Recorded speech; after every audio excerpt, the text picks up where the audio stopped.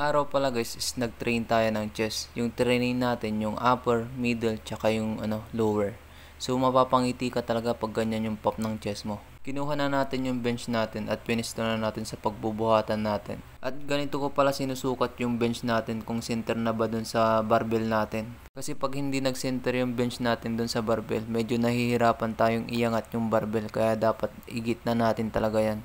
So ayan, kumuha pala ako ng guys, yung saktong bigat lang na barbell.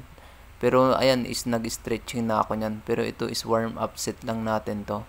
Tapos ang ginawa ko lang pala dito sa warm up set natin guys is 1 set lang din. Tapos 15 repetition. At yung mga gagawin pala nating workout ngayong araw guys is flat bench press, incline, tapos sa dips. Bali yung flat bench press, ayan. Tapos yung sa incline naman yung sa upper chest natin.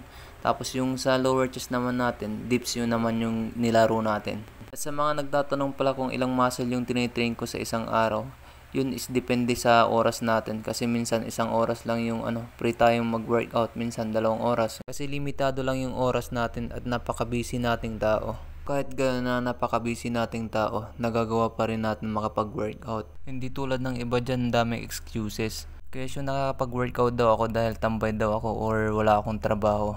Yun yung alam nyo. Pero gumigising ako ng 7 AM ng umaga para magpakain ng bata at maghatid sa eskwelahan. At pagkatapos kong maghatid sa eskwelahan, ayan, kumakain na ako at naliligo. Tapos ayan, dumidiretso tayo dito sa concrete gym natin para makapag-workout. At gaya ng sinabi ko, 1 oras to 2 oras lang ako pwede maglaro. Nakadepende kung ano yung pasok ko sa trabaho. Pag opening ako sa trabaho, 1 oras lang ako pwede maglaro. Pero pagka closing naman ako sa trabaho, matik na yan, 2 hours ako pwedeng maglaro. Kaya pag 1 oras lang ako naglalaro, 1 muscle lang yung tinitrain ko. Pero pagka 2 oras naman, 2 muscle yung tinitrain ko.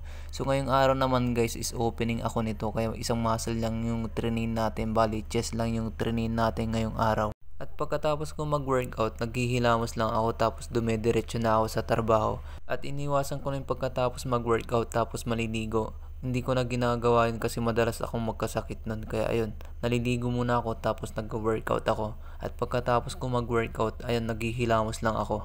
At umaga ako madalas mag-workout. Kasi yun lang din yung oras na pwede ako mag-workout. Kasi ang uwian ko sa trabaho 7 PM to 9 PM, mga ganong oras. At sarado na yung mga gym pag mga ganong oras. Pero may mga ilang gym na bukas pa rin kahit mga ganong oras. Pero nga hindi tayo pwedeng magpunta kasi nga medyo malayo-layo na. At dahil pamilyado na din tayo, hindi tayo pwedeng pumunta sa gym ng mga ganong oras. Kaya ko din ginawa tong concrete gym natin para kahit papano makapag-workout tayo. Pero yun nga, umaga lang tayo pwedeng mag-workout dito. Kasi yun lang talaga yung free time ko. Kasi paggabi, marami din na akong ginagawa. Pagka uwi ko ng trabaho, magluluto pa ako. Tapos inaayos o ini-edit ko pa yung mga video ko. At para may ma-share sa inyo na kahit sobrang busy ko, nagagawa ko pa rin mag-workout ng ganito.